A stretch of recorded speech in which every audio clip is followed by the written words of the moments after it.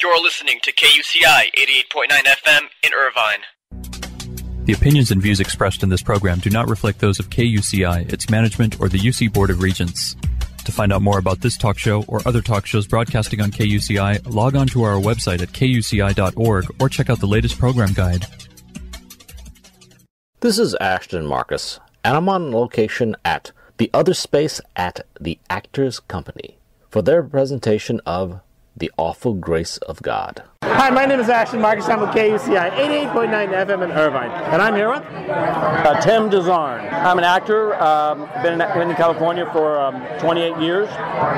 Movie and television and stage. The biggest movie I ever did was Spider-Man, and last television NYPD Blue, and plenty of stage in New York, and I'm back doing it here now for Michael Harney. I play the character of Dodge in Surrender, and I play the father John in the play called The Long Walk Home. Dodge is a guy who's married, and they have a son that died years before that, and I also, in real life, have a son that died.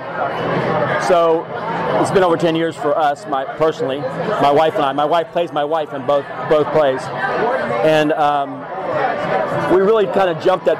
We didn't want to do it right away, but then we read it and we thought we want to do this because it's cathartic. It's also the fact that people have to know about this kind of stuff, that it happens in real life. And so I love Surrender. I think it's a really beautiful, touching, lovely play, especially set in the woods like it is, like a cabin. And then The Long Walk Home, I can also relate to because I grew up in a family not quite like that, but there was a lot of alcohol.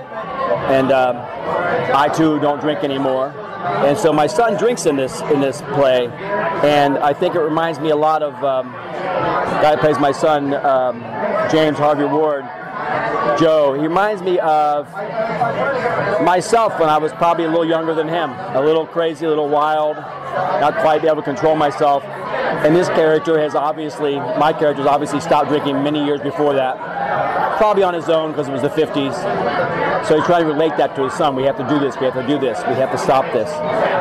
So I think for me, both plays have great messages, and they are really kind of the awful grace of God. It's like these things happen to us, and then we kind of walk through them, and at the end we go, oh my God, this has taught me something I didn't want to learn necessarily, or be a member of a club I don't want to be a member of, like the people that have dead children. I don't want to be a member of that club, but I am. So by doing that, by being in grief recovery many years, I'm also able to help other people who have children die. And we will probably have quite a few people that we used to work with come see this play tonight. Yeah, basically, there is a God theme in the title and that, but actually, I really don't see this as a religious play, or it being it being fundamentalist, or it being preachy or anything like that. I thought this is about human lives and the human tragedies. Right, not at all. It has nothing to do. That's why I think I call it the awful grace of God. I think that I'm not religious at all, so I relate to the characters because they are so broken and strong, and they count on other people to get them through. And I think that's what we count on. We count on the spirits around us, the live spirits, and maybe the dead spirits, depending if they're around. Who knows? I think sometimes they are, but it's really the live ones that I appreciate, the human beings that come into my life and are with me and have empathy, and I'm able to have empathy with them. And I think that's what these plays are about. These plays, all of them, I think, have to do with that, people going through stuff and finding a way through. Some of them not always coming out good, but they're finding a way through. I always think doing a play where it's like, one of the things in play I like is that what is different than this night? Why is this night not like any other night? In both plays that I do, I think these two nights, the night of our son's anniversary of his death, it's the 7th anniversary, it's not like any other night. And then the night when I talk to my son as a 1950s father who never talks to his son about this stuff. He's hidden it probably. And tonight I'm going to tell him about it. It's not like any other night. I have to help try to save his life. And if not, I failed. So I really loved the piece. Basically, I saw waves and waves of emotion. Love the acting. Really strong acting. You guys really stepped into your characters. And I love the message too. It's very, very pure message. again, it's not a preachy message or anything, but it just shows real human life and real human suffering. Yes, it does. It really does. And that's why I think it's why my wife and I were both drawn to these plays, both of them. That it is human life and fighting through it, Once again, I really enjoyed myself tonight. Thank you very much for being on the show. Thank you. Thanks a lot. Hi, my name is Ashton Marcus. I'm with KUCI 88.9 FM in Irvine. And I'm here with... My name is Janine Venable. I'm an actor of stage, screen, and film. I've done things like I was on General Hospital for 2 years as a recurring character. Done lots of guest stars for shows like X-Files. And I started as a stage actress back east. But I love being here in LA. I played Ellen in Surrender, which is the two-hander piece with a couple who lost their son. And then I also played the mother in The Long Walk Home. And I was also the voice in the last piece called Through, the sexy voice. Yeah, what's your take on those characters? On the ones I played? Yes. Well, it's interesting. The one in Surrender, I have a lot of personal experience with being in a couple who's lost a child. My son was killed when he was 18 in a car accident, and I really appreciated the writing of this piece because it very much mirrored many of the experiences I had, after our family tragedy.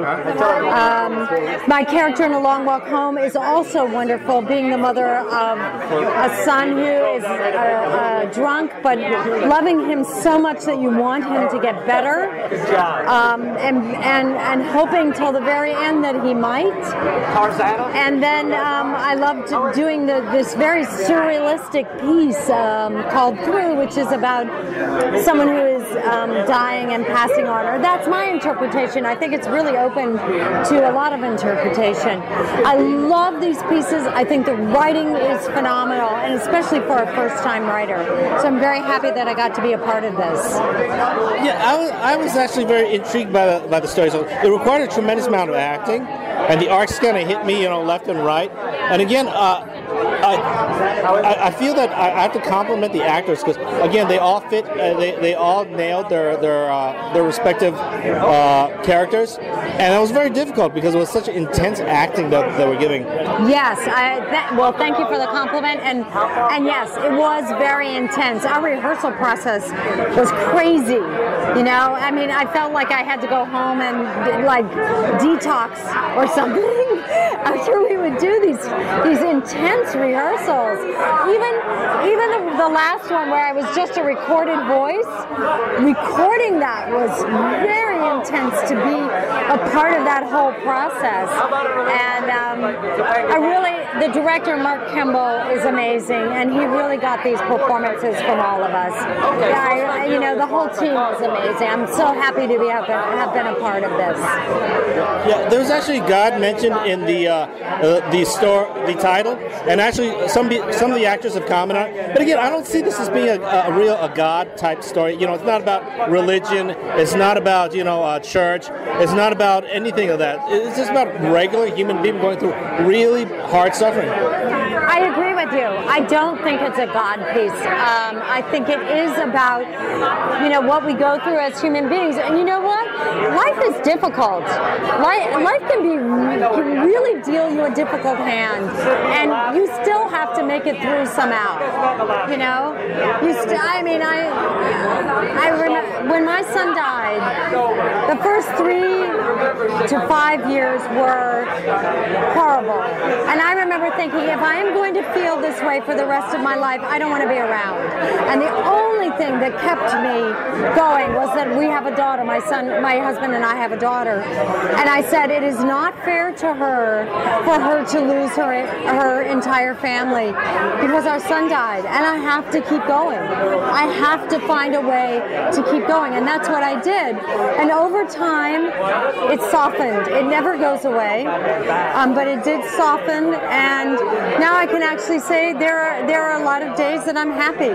I never thought that would be possible, ever. But there are days that I'm really happy, and I'm very grateful to be alive, and I'm grateful to have had my relationship with my son, and I am very grateful to have my daughter. So I think this whole this whole evening is about that. It's about making it through. That's really what it's about. And that's really a testament to our wonderful director, Mark Campbell. I really loved your performance, and actually, incidentally, do you know that? Well, you probably know this, but when a couple they lose their child, there's like an 80% chance they'll get divorced. So I'm glad to hear the two of you are still together. Yes, we have indeed, and you know, I want to give a shout out to the organization that helped us the most, which is the Grief Haven Foundation, and they were started by a woman who lost her only child to cancer, and there was nothing out there for her because losing a child is a very particular kind of loss, and so she, through her own recovery process, decided to start a foundation to help other parents who have lost a child. And we were very lucky to find her, and because I knew we were desperate, and I knew we have to find something or we're not going to make it. And when we found her, that was it. So that's Grief Haven, and Susan Whitmore is the founder, and I can't say enough good things about her.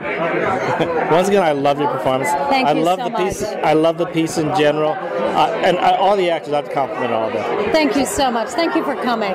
Thank you once again for being on the show. Thank you. Bye-bye. Hi, my name is Ashton Marcus. I'm with KUCI 88.9 FM in Irvine, and I'm here with Johnny Whitworth. I played Willie in Willie and Rose. He's a good guy who has like a dark past, who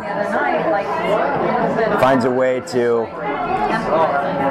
He's presented in the play with an opportunity to like rectify something that's been negative in his life, and then he feels really bad about it. Yeah, I thought these pieces very intense, very, very actor-driven, given emotional, basically an emotional tidal wave hitting me. What are your thoughts on that? Thoughts of an emotional tidal wave? Yeah. I appreciate that you felt that way. I mean, it definitely goes into a lot of different directions, but emotionally, what you receive and what I'm projecting and what Agatha's projecting is, it's great that you read it that way. If my viewers decide to come out and see these pieces, what should they expect to see? Something new every night. I really liked it. I thought it was really intense. It was really acting. If you like real theater acting, you would love this piece. Thank you very much for being on the show. Cheers. Thank you very much. Hi, my name is Ashton Marcus. I'm with KUCI 88.9 FM in Irvine. And I'm here with Agatha Nowicki. Well, I'm an actress and a writer. I'm originally from LA. I split my time between New York and LA. I've done a lot of theater locally and TV and film, and I'm doing The Awful Grace of God now. I played Rose in Willie and Rose. I actually think she's, you could judge her and say that she's troubled, but she really represents everyone's need in an interpersonal relationship to be able to be vulnerable and to open your heart and to live in the trust of an intimate relationship with somebody. If my viewers decide to come by and see this piece or pieces, what should they expect to see? I think they should expect to feel a lot of catharsis about what it means to just be here and to be human. It's a very solemn, hard, but real look at what it means to struggle and to suffer and to find grace in the process of that experience. Yeah, the title of the story actually had God into it, but again, I really don't see it as being a centralized character, like a religious story or a moral story. I don't see it as being preachy. I actually see it as being just part of human life where you see people going through hard problems. Yes. I think the reference to God is more of a reference to grace, which is an idea that there is a gentle silver lining, an opening, a softness that happens in the harshest moments of life. And I think that's what the reference to God is in the play. Also, the themes of the story I thought were very Catholic in nature. Again, where there's like Catholic guilt, where there's like, penance, where there's like, restitution and all that. Opposed to, say, more different types of a religious. What are your thoughts on that? Well, I think that those kinds of themes are old historic themes. They're old stories, biblical themes, religious themes. They're stories of humanity. You can categorize them as religion, but they're ultimately about what it's like to be here, to struggle, to suffer, and to resurrect yourself into a new reality, a new version of yourself. So really, it's just a play about people coming to those hard moments of confrontation where they have to reckon with who they are. And that does happen to be a religious theme, but it's more so a human theme. I really enjoyed the performance. It was acting upon acting, waves and waves of trauma and emotion. So I really enjoyed myself, and I really enjoyed the acting. I thought all the actors were wonderful. Awesome. Yeah, I'm glad. Thank you. Yeah, once again, I also thought you were wonderful. Thank you very much for being on the show. Thank you. It's a pleasure. I love it. Hi, my name is Ashton Marcus. I'm with KUCI, 88.9 FM in Irvine, and I'm here with James Aubrey War. I'm a film, television, theater actor. Born and raised in North Carolina, studied in New York. Maybe recognized television shows, True Blood, Low Winter Sun on AMC. And yeah, member of the Actors Studio here in Los Angeles and New York. I played Joe in The Long Walk Home. Oh my gosh, troubled man. Good person, but broken on the inside. And doing his best to try to get through it a day at a time, and with the deck stacked against him, and not willing to open his eyes and his mind and his heart to the people around him that are there to love him. This piece I felt was very intense, very actor-driven. It was very dominant by intense emotion. What are your thoughts on that? I agree with you. I think the writing lent itself to that, and we were given the freedom to try to kind of see how the writing could flow through us, how the relationships could build between, the fellow actors. And Mark and Michael both were very supportive and encouraging for us to do everything we could to make it as realistic as possible. If my viewers decide to come by and see this piece or these pieces, what should they expect to see?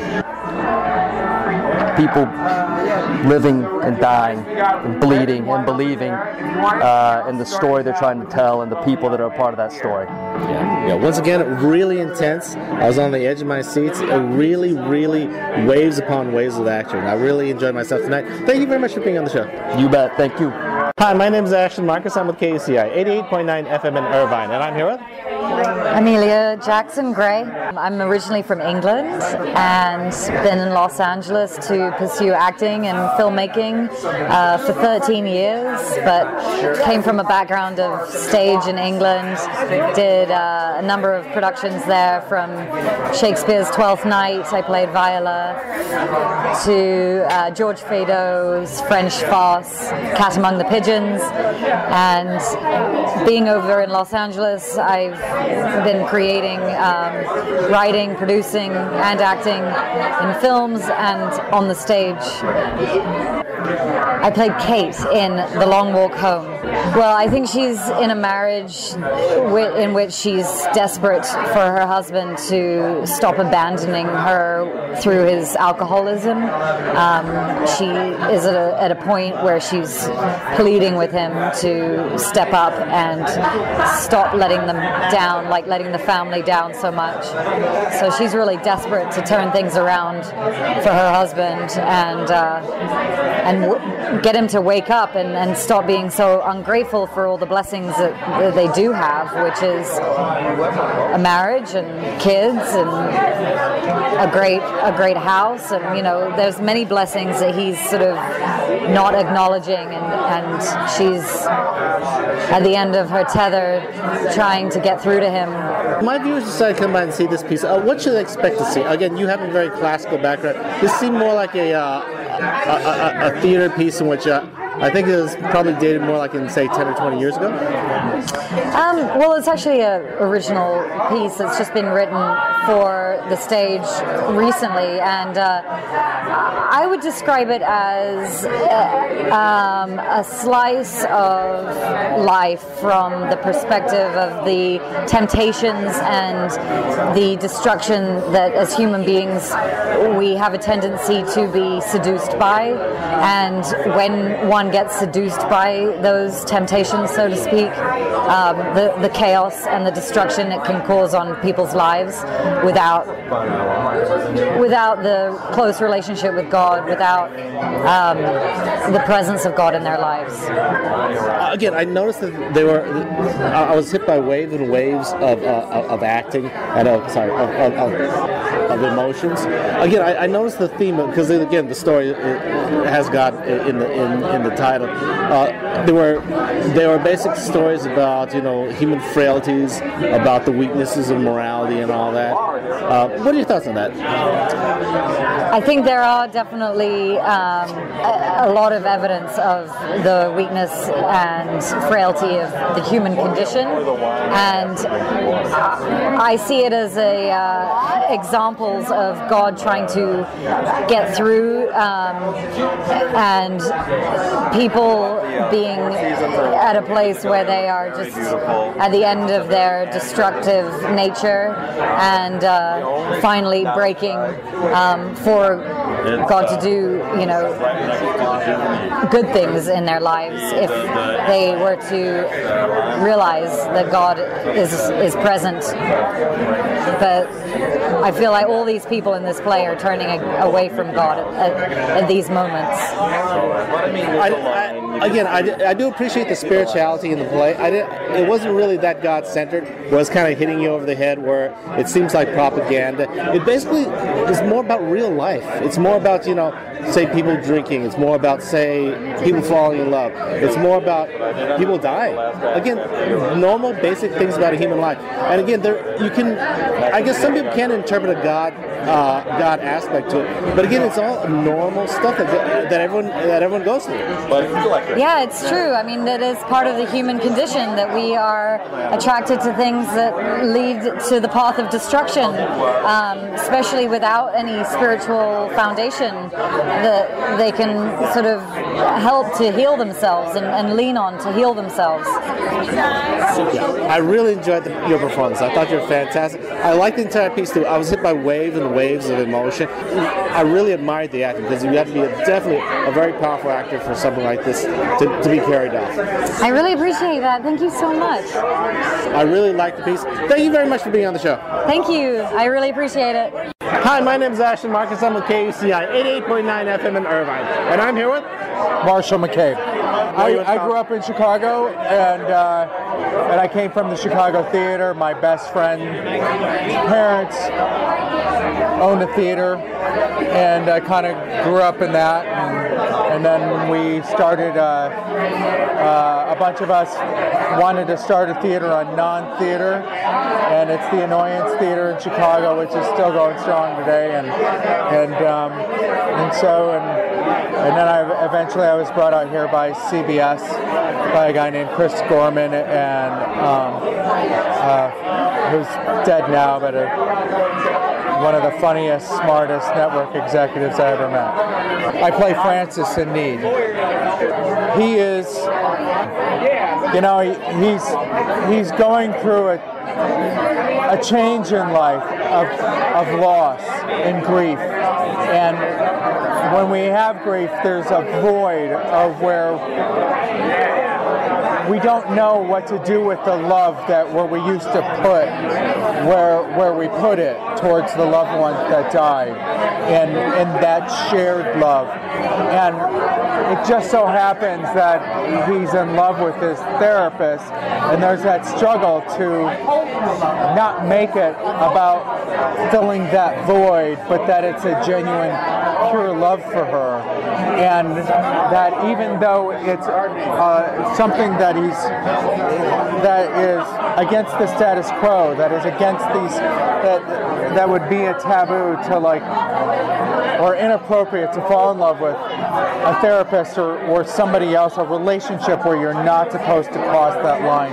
maybe a student teacher or whatever, but that he, because of the loss in his life, it's put him in a place where he's just tired of, I guess, doing the right thing. You know, it's sort of like Rumi's field. You know, there is a field somewhere where right and wrong does not exist. Someday I will meet you there.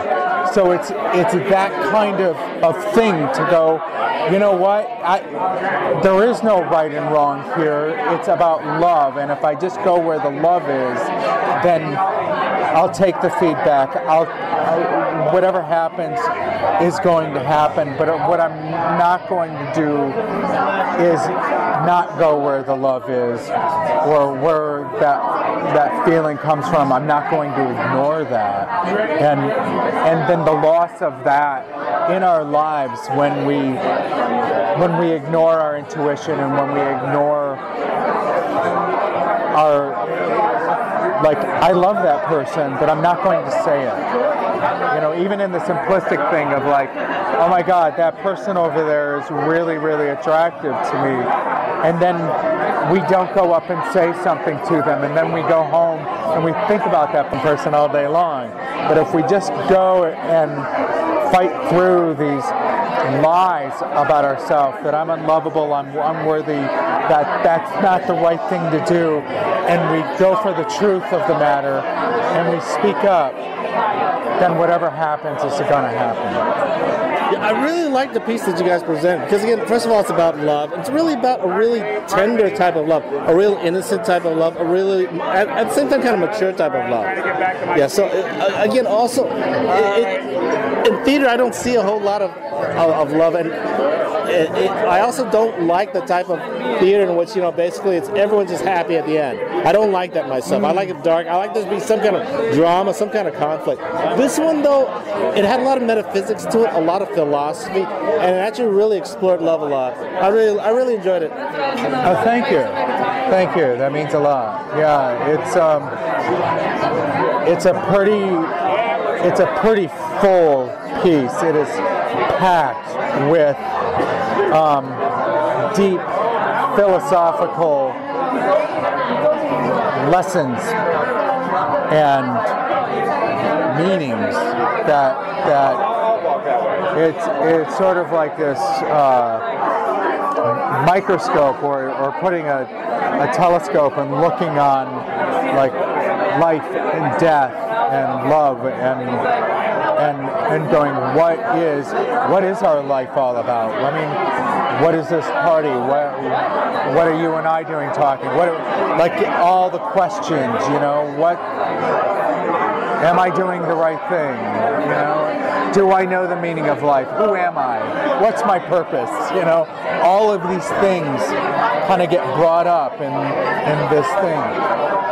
Well, I think that I say all the things to her that Michael Harney wanted to say to his therapist. That's my guess. I don't know that for sure, but it's I mean, it's interesting that you say that, and that's good. And I think that's what Michael wants from the piece. It's for us to go, why didn't I speak up? Why didn't I say something?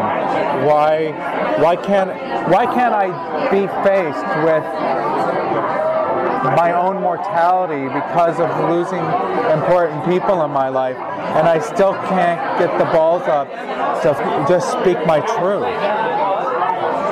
Once again, I really loved your performance. I love that piece. I love the pieces in general. Thank you very much for being on the show. Thank you very much. Hi, my name is Ashton Marcus. I'm with KUCI 88.9 FM in Irvine, and I'm here with Marie Broderick. I studied in Seattle. I've been in Los Angeles for about 10 years now, and I'm a finalist at the Actors Studio. I played Catherine. Well, I think she's someone who wants to be of service, so much so that she's left her own needs out. I really enjoyed your piece. First of all, you know, believe it or not, in theater, I really don't get a whole lot of love pieces. Usually theater is very dark. It's about drama. It's about loss. Right. You really don't find people finding themselves that much. I mean, there are some pieces, some are older pieces.